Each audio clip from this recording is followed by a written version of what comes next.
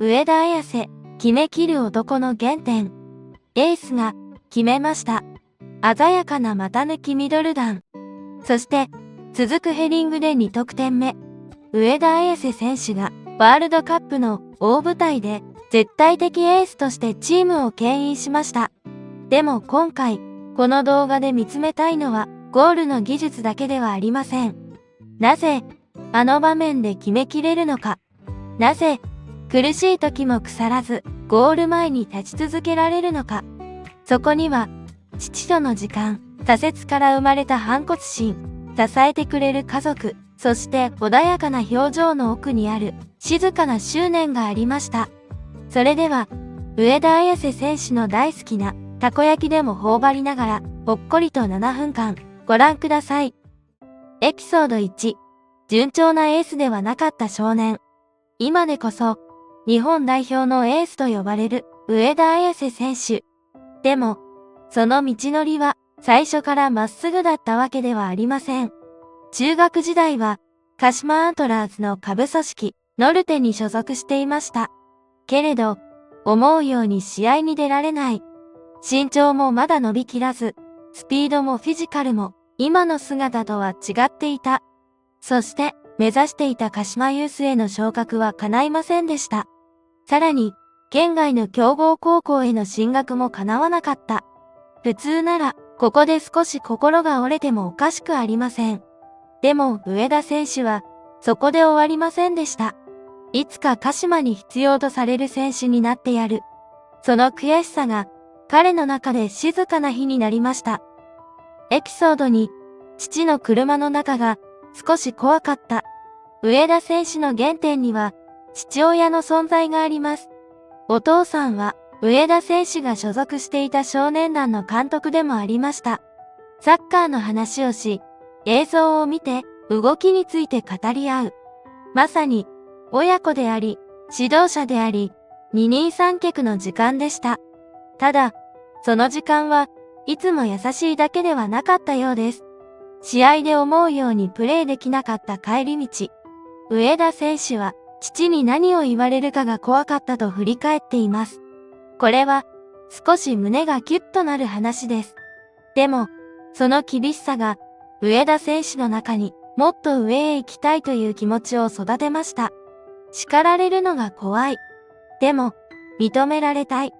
その思いが少年をゴールへ向かわせ続けたのです。エピソード3、高校で腐らず、大学で花開いた。鹿島ユースに上がれなかった上田選手は、鹿島学園高校へ進みました。寮生活を送り、そこで腐らずサッカーに打ち込みました。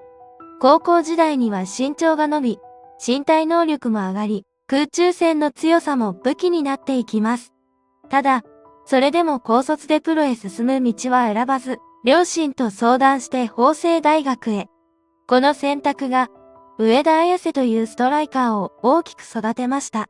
大学では、全国大会の優勝も経験し、鹿島アントラーズから大学2年で内定を受けます。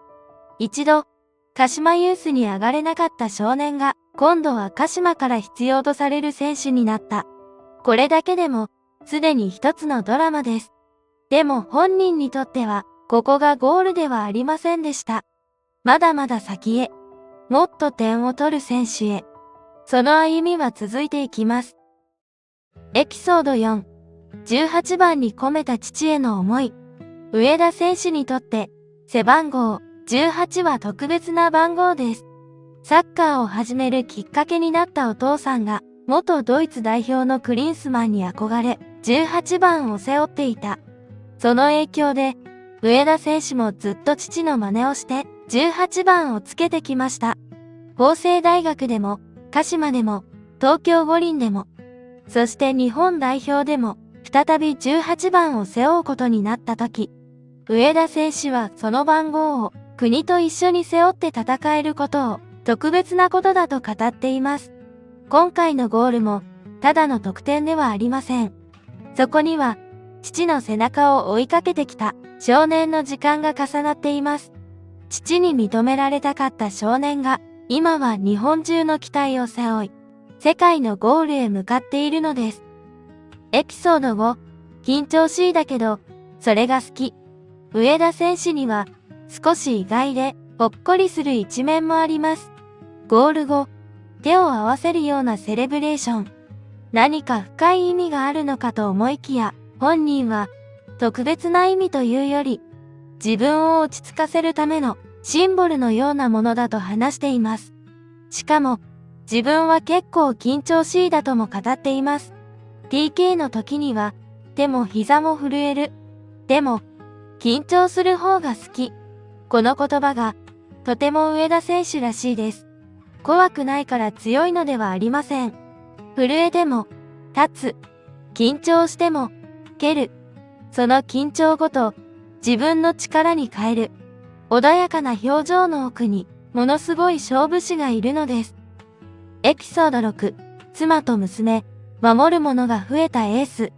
上田選手は、モデルの由布夏樹さんと結婚し、2026年には、第一子となる女の子が誕生しました。出産の時には、想定外の展開もあった中で、上田選手もタイミングよく立ち会うことができたと伝えられています。妻は、忙しい中で乗り換えを重ねて、急いで帰国してくれた夫への感謝を綴っていました。ここにも、ピッチの外の上田綺世がいます。ゴールを決める人。でも同時に、妻を支える夫であり、生まれたばかりの娘を思う父でもあります。守るものが増えたからこそ、彼のゴールには、また違う重みが生まれているのかもしれません。終わりに、上田綺世選手の2ゴールは、鮮やかでした。股抜きミドル弾。そして、ヘディングでの2点目。でも、その一瞬だけを見ていては、上田選手の本当の凄さは見えてきません。ユースに上がれなかった悔しさ。